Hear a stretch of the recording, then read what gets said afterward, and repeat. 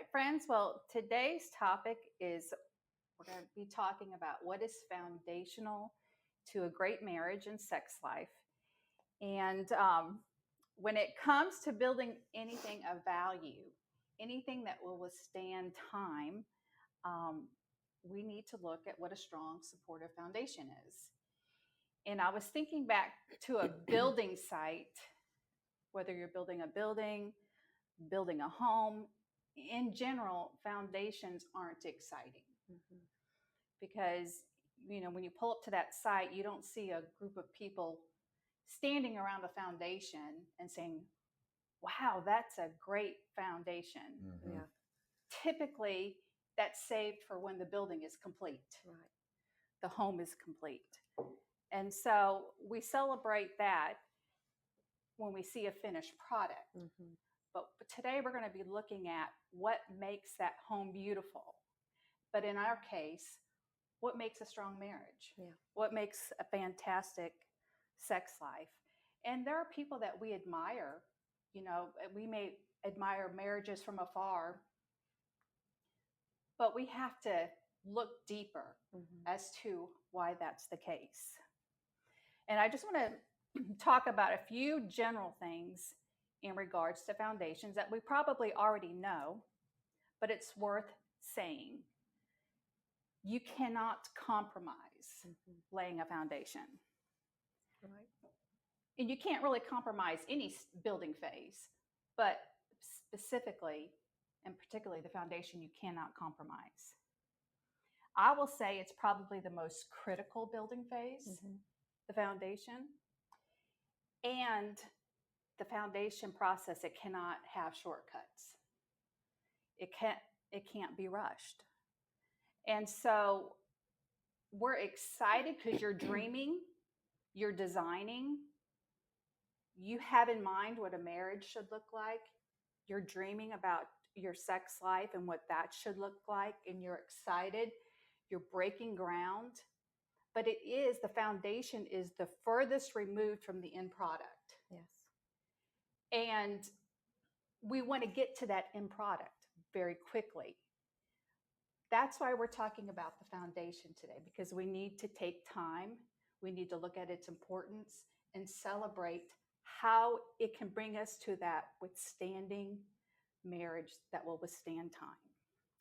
So, with that being said, Wendy and David, tell us how long you've all been married and what do you consider foundational to a great marriage? How long have we been married? 30 years in March. All right. A long time. Yeah. And y'all got married when you were 12. Yes. Yeah. Right. Sure. And a half. Just in case 12 and a anybody's half. trying to figure out how old you are. We were extremely young. Yeah. I think I was 19 maybe or 20. Yeah. Wendy's older than me, so she was like 21. Had me an older woman. But I agree with the foundation on what you just spoke of. A marriage and a home kind of go hand in hand whenever you look at it like that. I think what it's built on versus the finished product that you see. I mean, there's a lot that goes on in between, of course, but where you start depends on what that finished product looks like. Absolutely. Biblically, it talks about it. If you build your foundation strong, or if it's built on sand, I mean, you know what happens. So same goes with marriage. How you start out, doesn't always. It's not always the way you finish, but my goodness, think about all the roads you have to go down before you get it right if you don't start out correctly the first time and build a strong foundation. Right. Because even though we've been married that long, our relationship did not start out on a good foundation.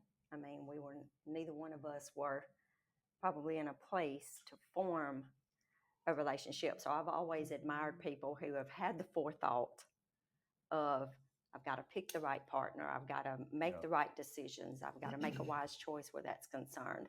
I've always admired that forethought. I did not have the aptitude or the maturity for that when we first started out. So it made things probably more rocky than they could have been if we would have had that in thought, I guess. But there was a point where we said, okay, we've got to start building on something. And I don't think it was until then when we laid that proper foundation that then is where we were able to kind of compound years onto it. So when you said you had to choose to build on something, can you tell us what that something is?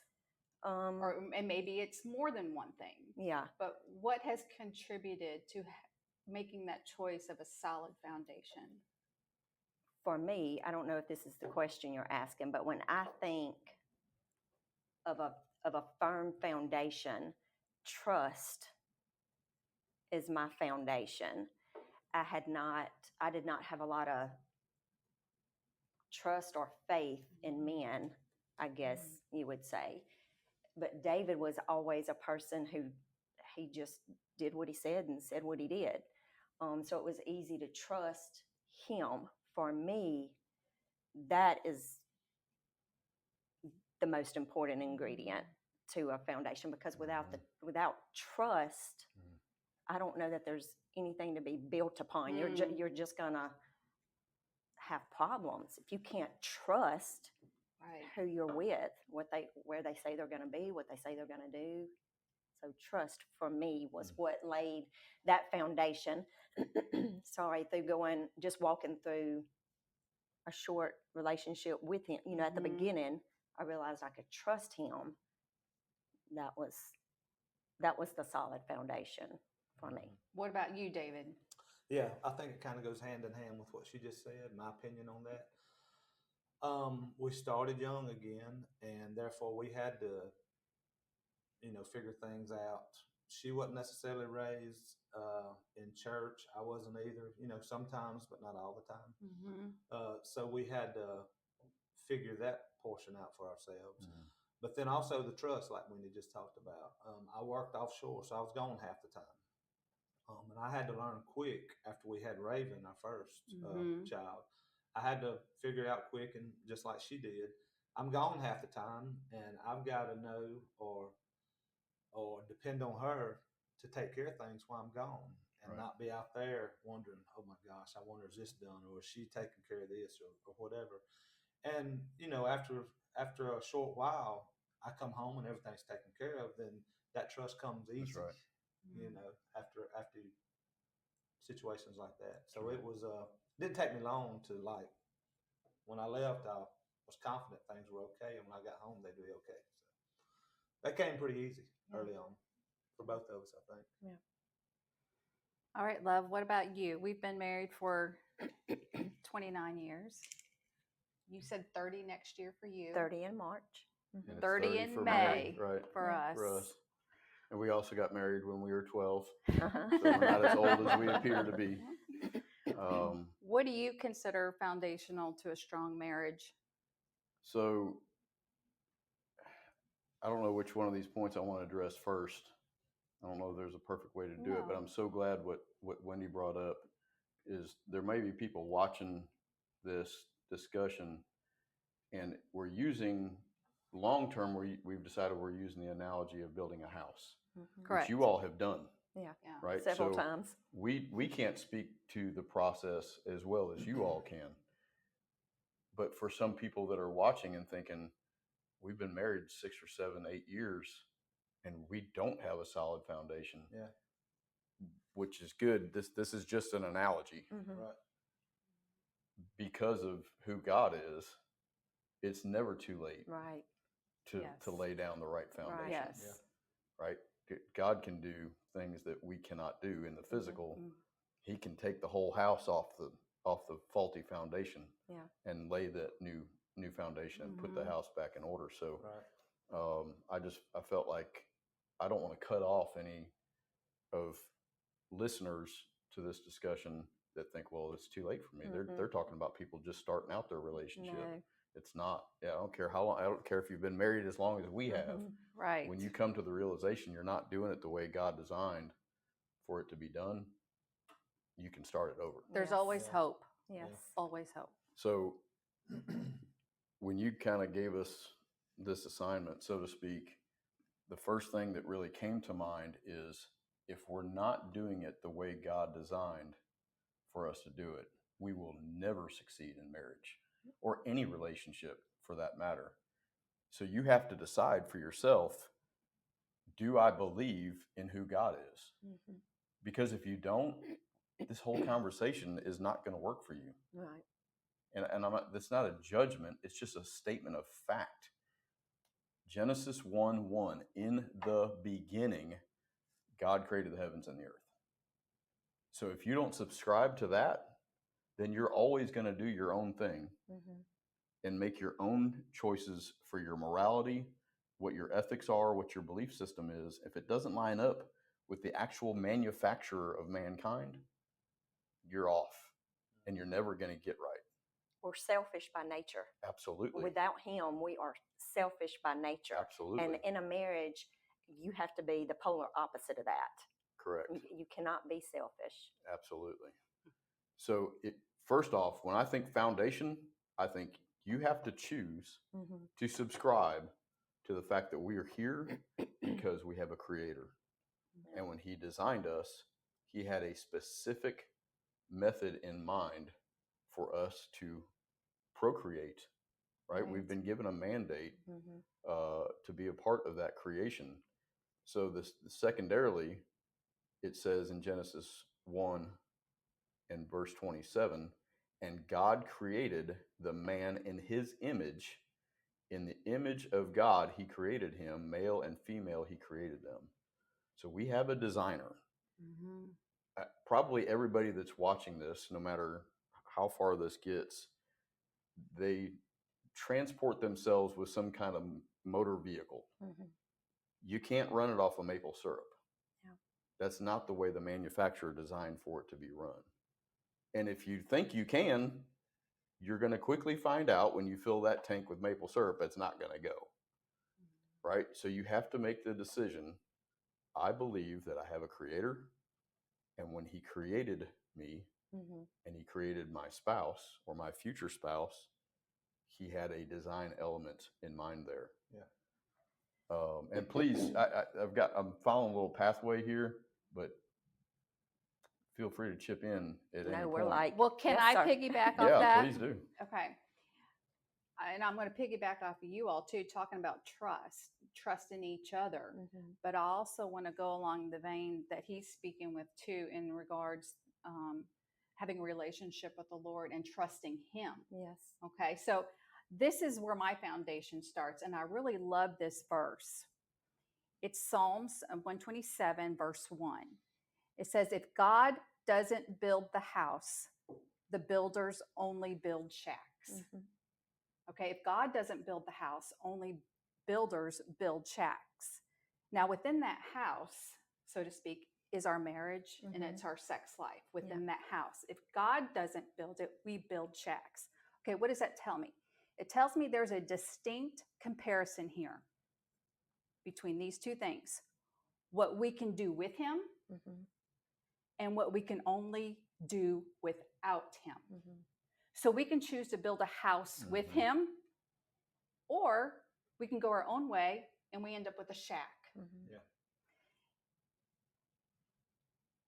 Now, the term shack brought me back to my childhood for two reasons.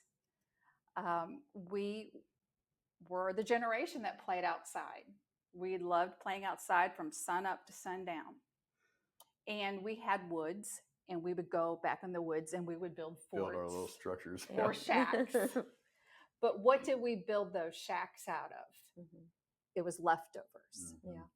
It was leftovers of what we could find. You know, what did our parents have in the garage, or what was sitting by a trash can, or what was left out in the yard? We gathered together, and it was flimsy, but it was fun. It was just a hideout, but a strong wind comes and it's not going to withhold.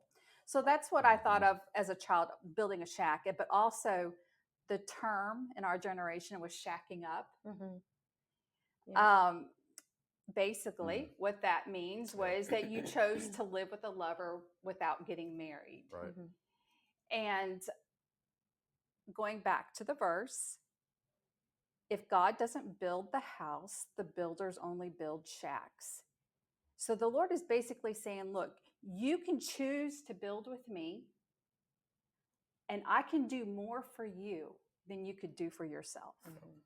I can do more for your marriage than you could try to do by yourself, because it is being selfless. Like you said, you cannot be selfish. It's laying yourself down and being selfless. And I want to point out and piggyback off you, it's a relationship. The Lord just doesn't come in and take complete over. Right. It's a relationship. It's a working to build something beautiful. You can build that marriage. You can have a fantastic sex life, and doing it His way. Right. So His way, building a home; our way, building a shack. We have the choice. Mhm. Yeah. So. Yes. Going back again to when me and Wendy first started, I was working offshore. We were shacked up. Literally. Okay. Interesting. And it reminded me when you said that. So it was only I was gone 2 weeks out of the month. So I came home and Wendy has gotten saved while I've been gone. Okay. This was Raven was a year. Right. Yeah. Right. So we didn't start out right. We didn't have a foundation. Okay. So I came home and she has went off and gotten saved. All right. And she pretty much issues an ultimatum to me. You go to church and get saved, or we're not shacking up anymore. Okay? Thank God I went and got saved. Okay. No, I started going to church with her, and it wasn't long before I did get saved. Okay. So then, and only then, were we able to start to establish the foundation that Right. God intended. Okay. Right. Because otherwise, oh my gosh, who Mhm. knows what would have happened? We wouldn't have made it, I don't think. No, Right. 100% Yeah. not. No, we wouldn't have. So from then on, that's when, we'd been together a couple of years before that. Right. So from then only, I think, is really the establishment of our foundation. Right. Yeah. Because we were just wading in mud or whatever. Yeah. Mhm. Okay. But it took a long time for that process to start. And like you mentioned earlier, the foundation probably takes way longer than the rest of the house. Yes. We've built a lot of houses. I want to hear about this. And the foundation takes forever. And So many steps. Wendy's there's so much involved in it. And if it's all not done correctly, okay, then you're gonna have major problems with the end product, finished product. Right. Okay. So you can look and at the house and you see nothing is going on. It's the same pile of dirt that you've been looking at for 6 months or a year or whatever. And you're wondering, oh my gosh, when is this ever going to take off? But after you get through with the foundation, everything else just starts going up fast. Mm. And before you know it, it's complete. But during that process, it takes a while to make sure it's done right. Mhm. So it can't be rushed. It cannot be rushed. No. No. So here we are. Yeah. But By I the like grace of your God. story. I didn't know that, or I did not remember about the past of y'all living together. But I like the story because there's hope there. I mean, you saw it going one way, and you made a choice, and you course corrected, and you built something beautiful together. Yeah. And that's hope. Yeah, absolutely. Yeah. We are, God was merciful to us. We're the exception. We are the exception. He was so merciful. But So- he left. He didn't leave out on purpose. But whenever I got saved, I had asked him to come to church with me, and he did maybe a couple of times. This speaks more to obedience in one's life, also, and it's very hard sometimes.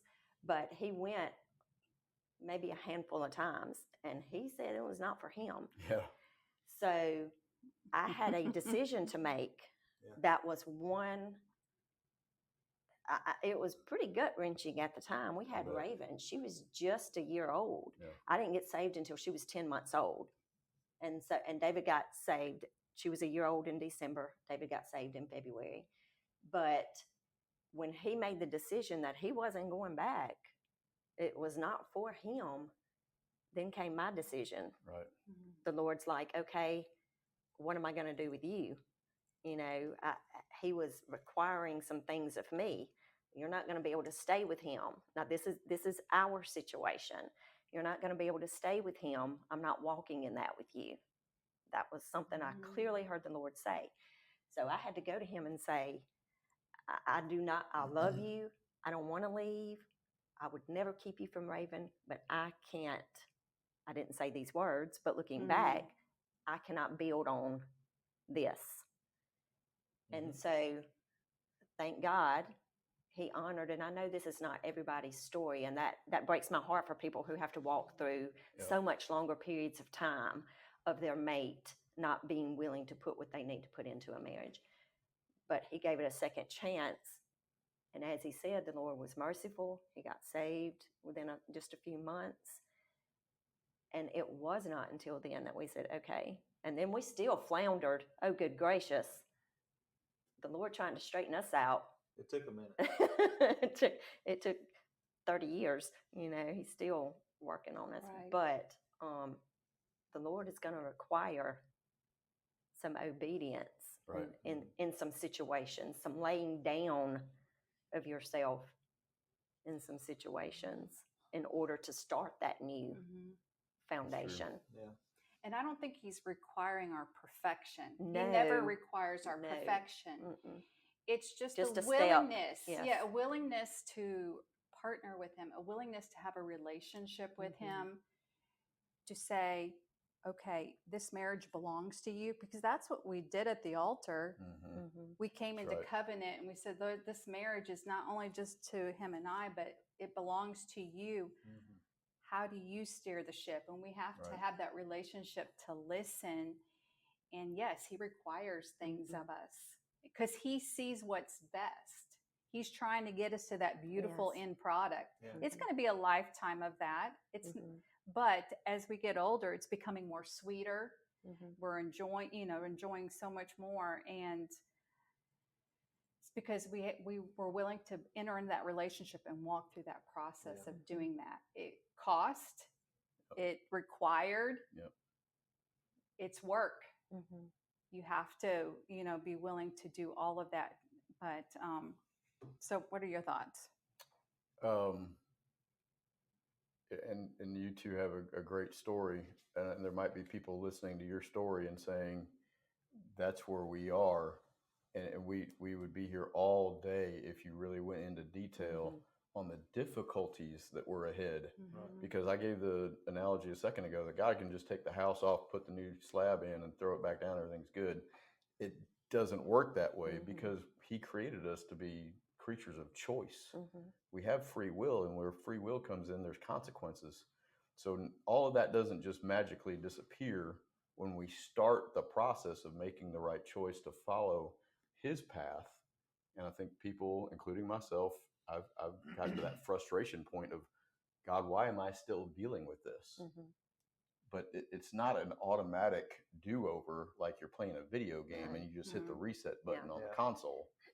You have to still sometimes endure the foundation that you have laid.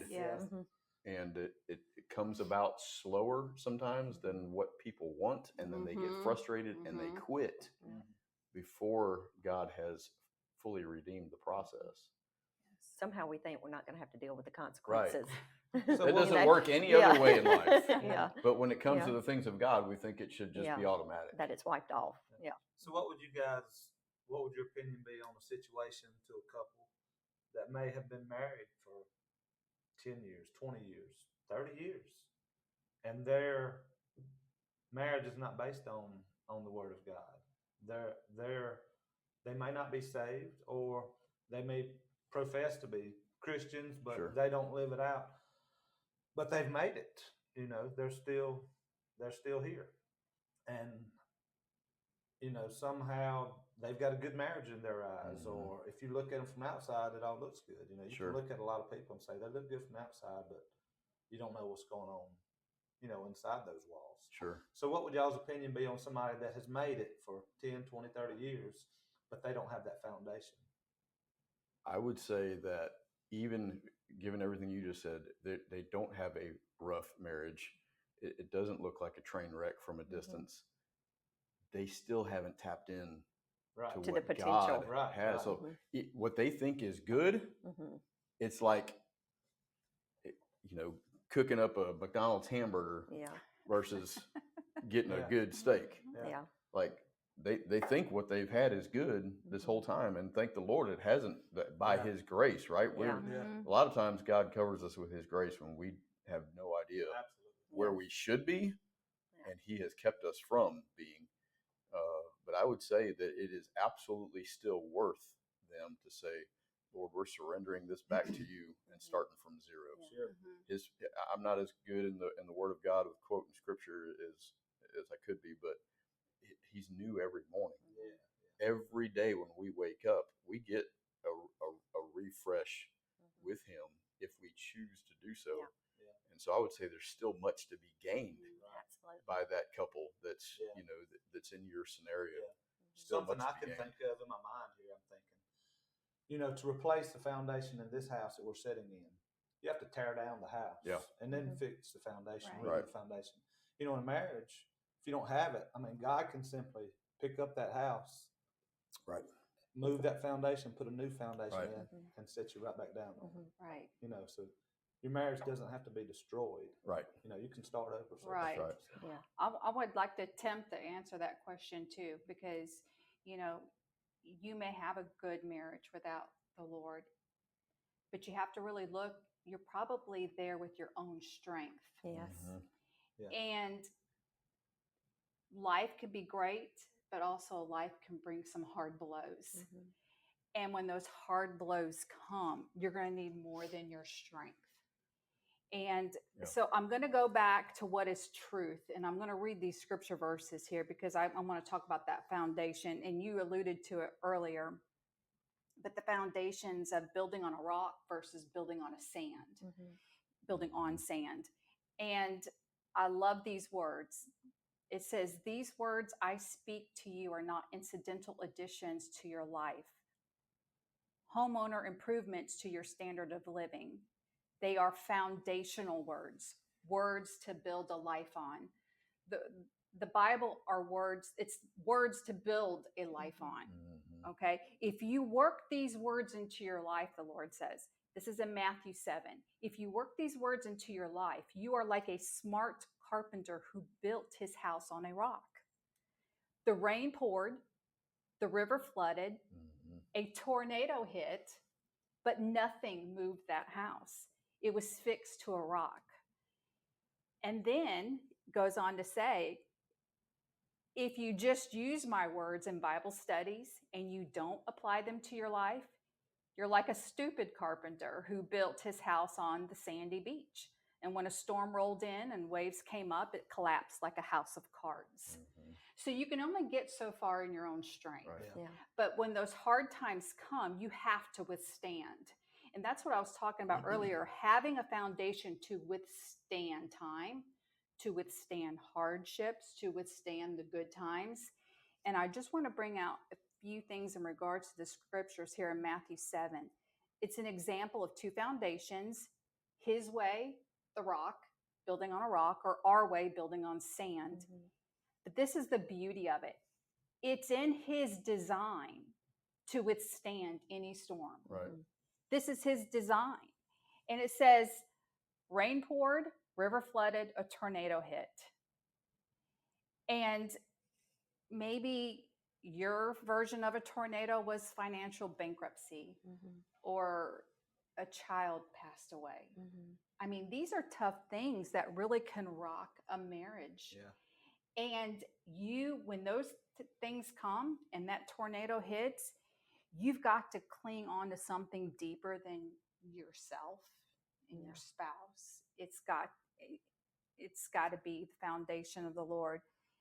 And when you build it his way, it doesn't say that you will avoid every storm. Right.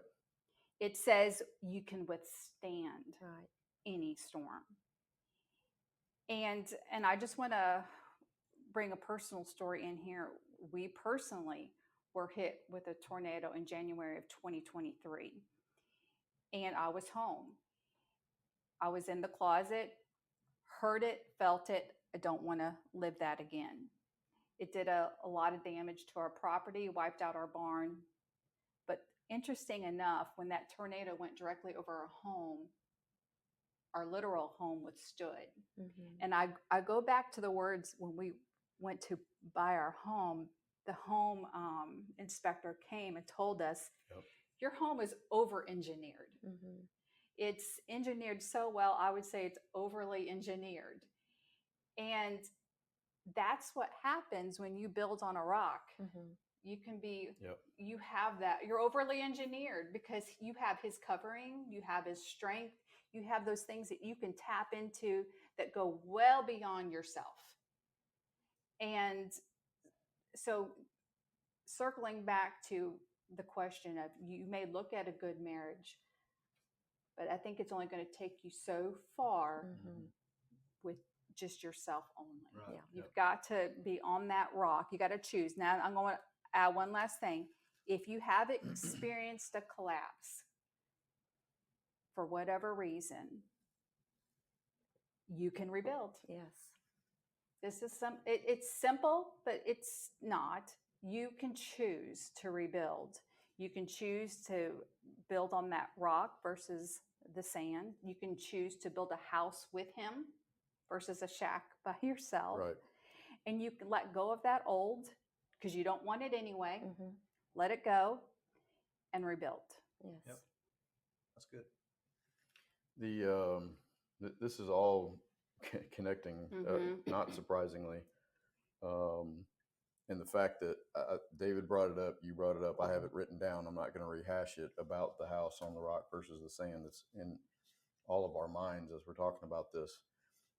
The second principle I think you absolutely have to adhere to if you are going to be successful in marriage, doing it God's way, is understand that God designed man and then he gave him a helper, right? And so Genesis 2, verse 20 says, but for the man there was not found a helper for him as his counterpart.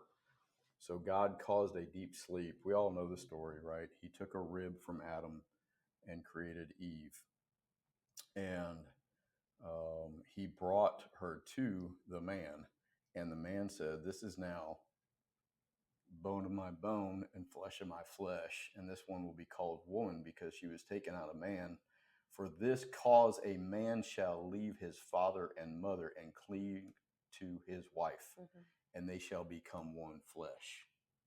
And in the society we are living in today, I'm not trying to be judgmental on people, but they think they can have a relationship with whoever they want to, and they're supposed to be successful in that relationship. Man on man doesn't work. That's not the way it's designed. Right.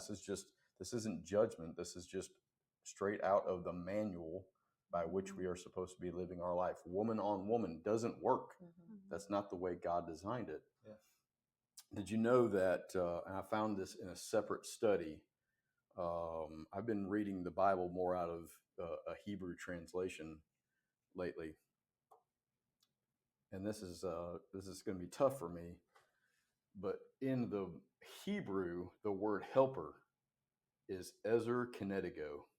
And I'm not sure I'm pronouncing that right. So if you're of Hebrew descent, don't kill me. Ezer kenedigo, but it doesn't mean my helper. It means my rescue.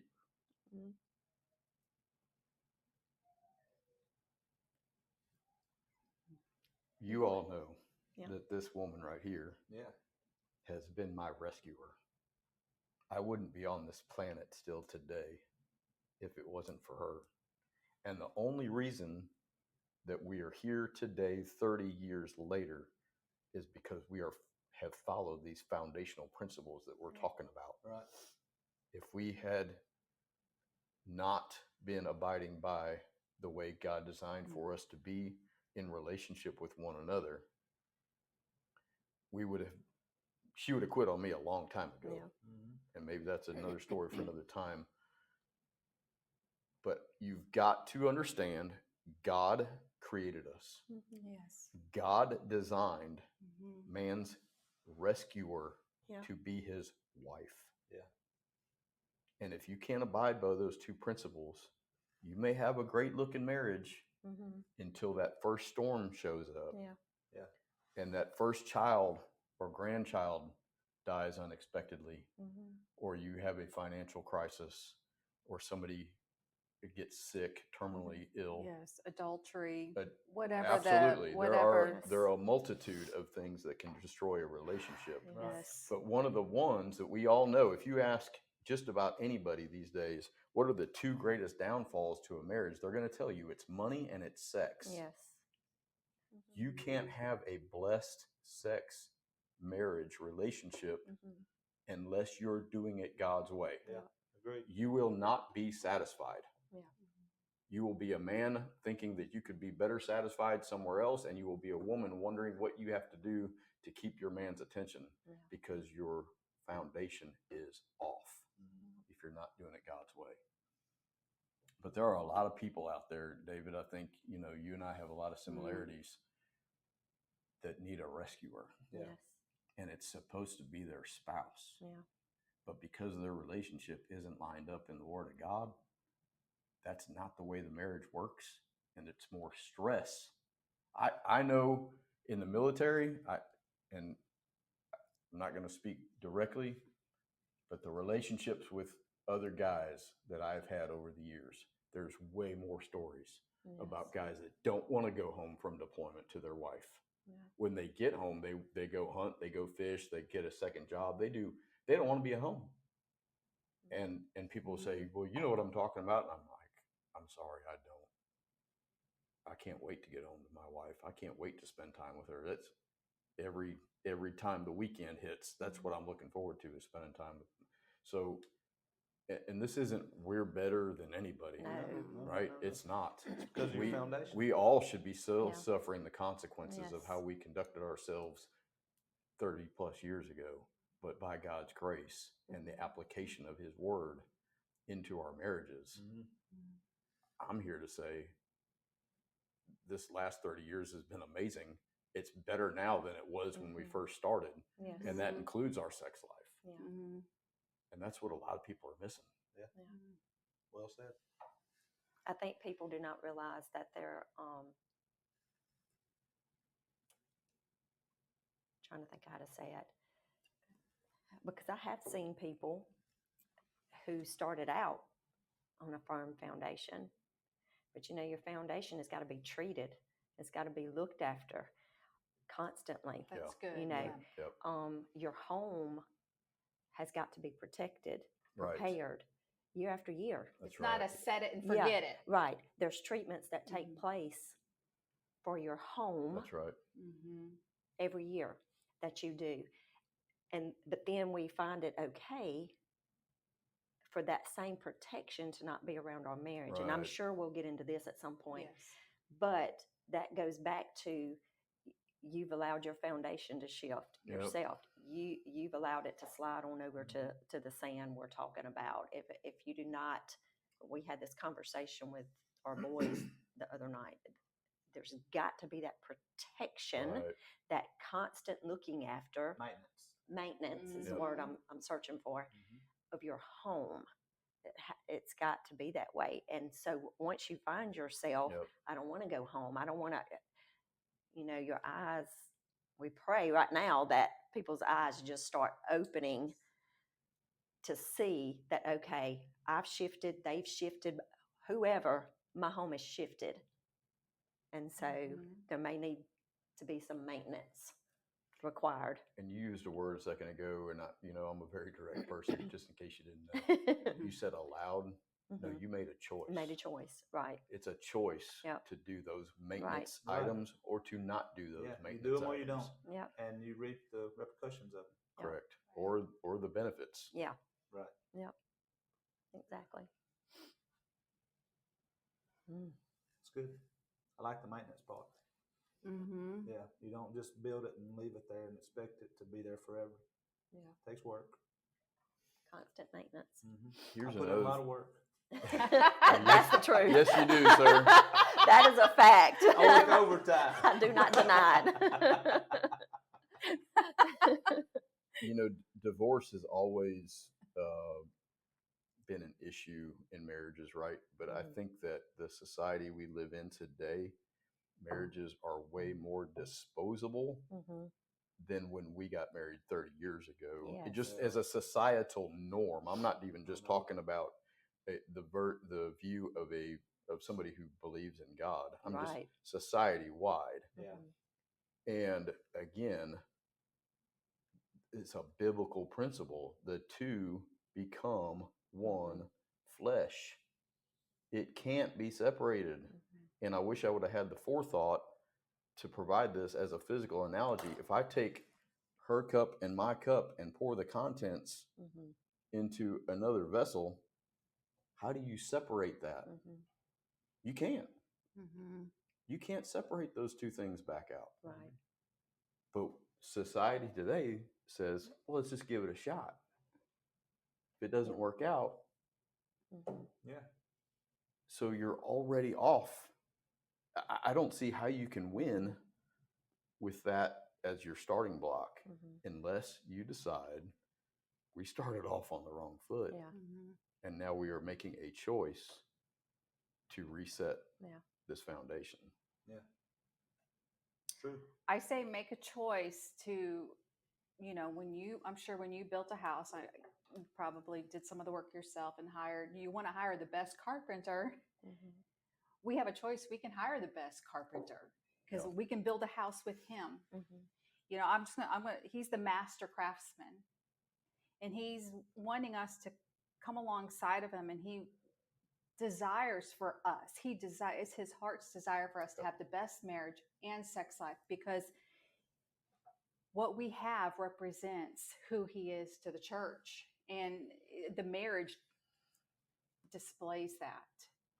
And so he desires for us to have that. And so when you are working with a true craftsman and they are highly skilled, they just don't come in and take over and do what they want.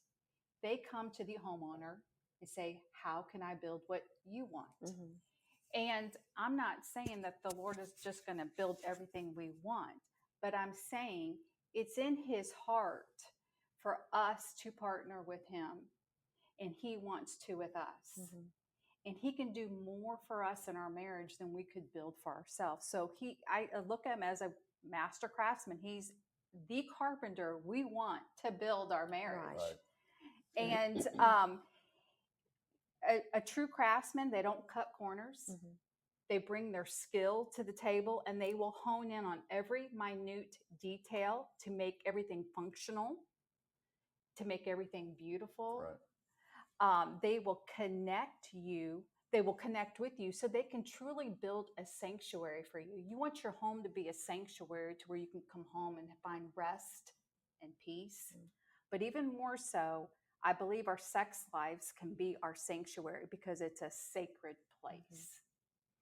And so he wants and he desires to be our master craftsman. We can partner with him. He wants to help us build the best marriage, the best sex life. And he cares enough to give every attention to detail that my spouse and I desire to have together. Right. That's his desire.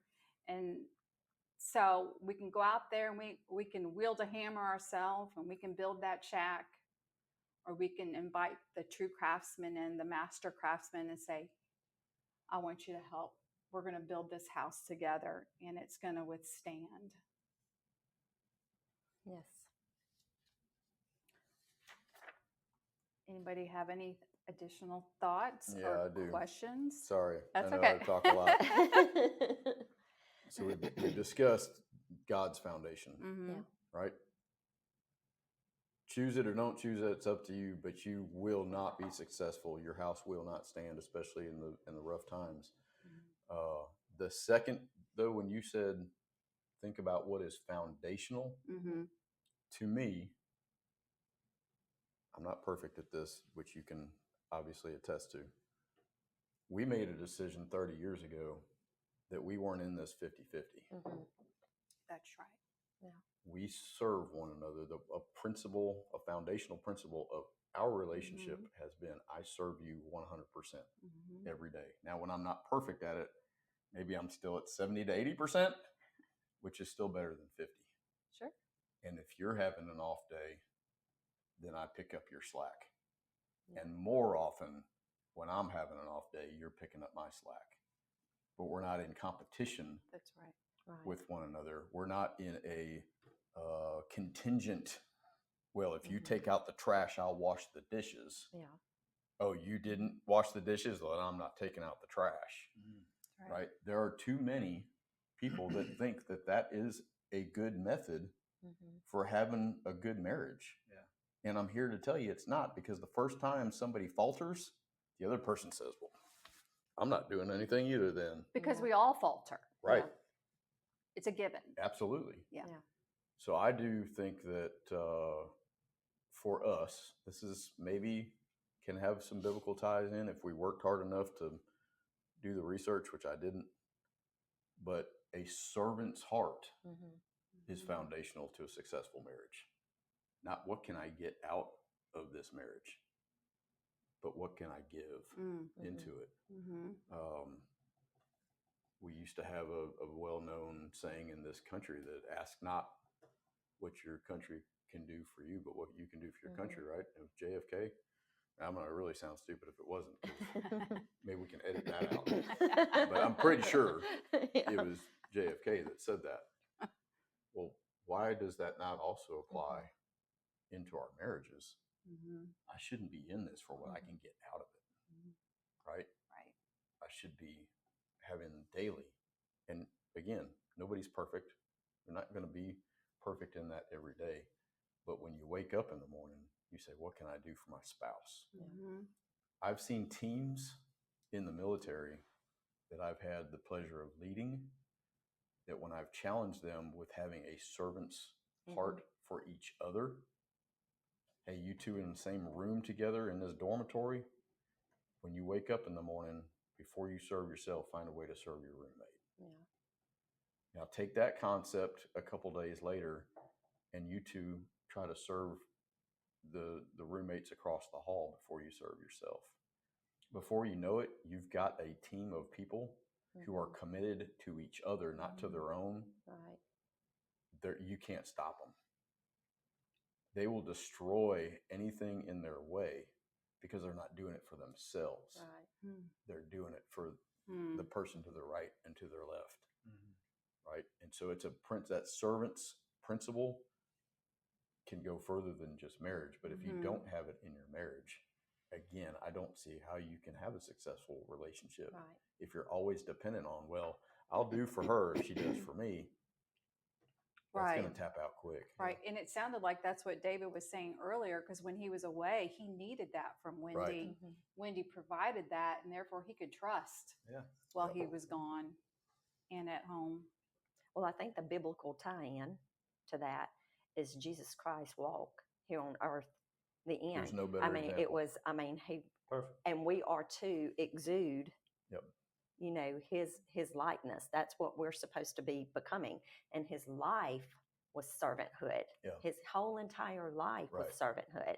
Right. Not in the strains of marriage, but we're supposed to walk out his characteristics. And his life was servanthood. Yeah.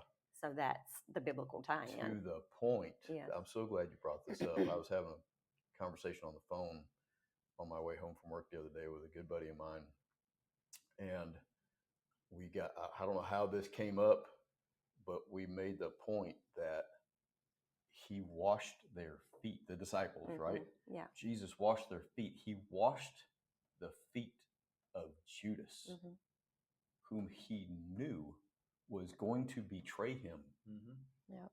So, Wendy, you made the perfect example out of Jesus, because even when, we all know people who have infidelity in their relationships. Yeah. Can you still serve that person? Your spouse cheated on you. Can you still serve them? Jesus did. Yeah. I don't know if I can answer that for myself, baby. I love you, but it would only be through Christ. That's the goal, though, right? Foundation. That's the level of servanthood. That if we're going to replicate who Jesus is in our relationships, it's washing feet. There it is. of those that betray us. Yeah.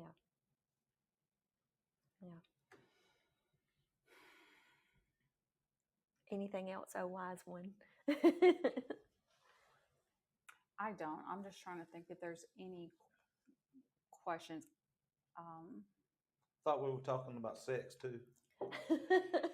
We're gonna get there. It's Yes, yes. That's why he came. He thought we would. Yeah, we were you gonna know, cover that. and I'm joking. know, I'm I joking. No, you're not. No, you're It's no. okay. Look, Yeah. it was something that and I'm not quite for sure. I'm probably going to have to edit this part out that I'm saying, but because the listener is going to come here thinking they're going to hear something too. Yeah. So and what we need to do before we end is we're going to get there. Yeah. But how do we tie this into the foundation? Well, I think, I mean, I don't know that it is just a tie. I mean, you know, without the foundation, the other is not going to prosper. Any other area is not going to prosper. So just that's the goal, is to say, the list goes on. Right, we're laying this, which is what you have to do before you get to the good Right. sex stuff. Right. You have to lay that foundation. Let me kind of state that a little bit, and then I want you to restate that. But, you know, not only are we here talking about marriages, but really we're going to more so hone in on having a fantastic sex life and how the Lord has designed that. And I know we didn't do a lot of deep dive sex discussion here today when it comes to the foundation, but we need to know that it is tied together. Mm-hmm. We're going to get to those deep discussions, right. But you cannot have that fantastic sex life without a proper foundation. Right. Yeah. Just like David said, it takes the longest. Right. That's and right. then everything goes up quickly. Yep. When we get to the podcast part of talking about sex even more so, and the beauty of it and all the questions and answers, we can't get there until we lay this foundation. Right. Yep. You're not going to have that until you have this foundation. So we're not going to get the horse before the cart. That's like the cart before the horse. We're trying to put the walls up and the windows in before we even get a good foundation. And we may have to talk about foundation again in another segment. Just to make sure we're covering it all. Yeah. That's right. There's a lot of avenues that come out of the foundation. Right. That's so true. You got walls and windows and doors and roofs. Yes. Same thing in our relationship. Yes. So we're going to get to the good stuff. We're going to, invite. Be patient, David. Yeah. We're going to have those deep discussions and bring out the questions. We're going to attempt to answer them. That's all coming.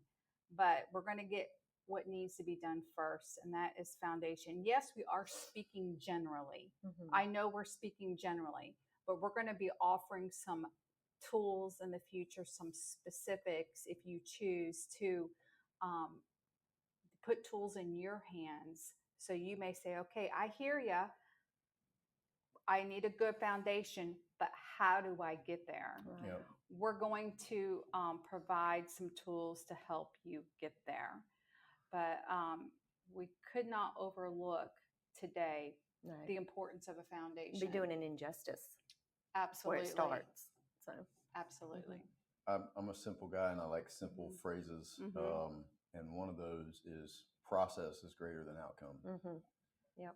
If you're so focused on the outcome, if they saw the title and said, "Oh, I want to have great sex tonight," yeah. So I'm going to watch this video, and they're sorely disappointed. Right? Because we didn't even get there. David's over there disappointed, and so I get it. But you can't skip the process. Right. Yeah. That's right.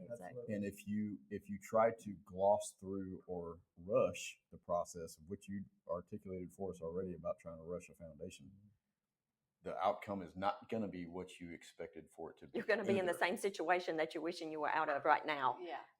You've got to get that foundation. So I would just encourage anybody, if they are trying to follow along with our process here, that we're trying to get you not one night of a great sex experience, but a lifestyle and a lifelong commitment to a partner that you still enjoy having sex with Yeah. like you did when you were in your 20s. 30 Yeah. years later. Yeah. But you can't skip all these steps Right. Absolutely. Right. and just jump to that. Right. Agreed.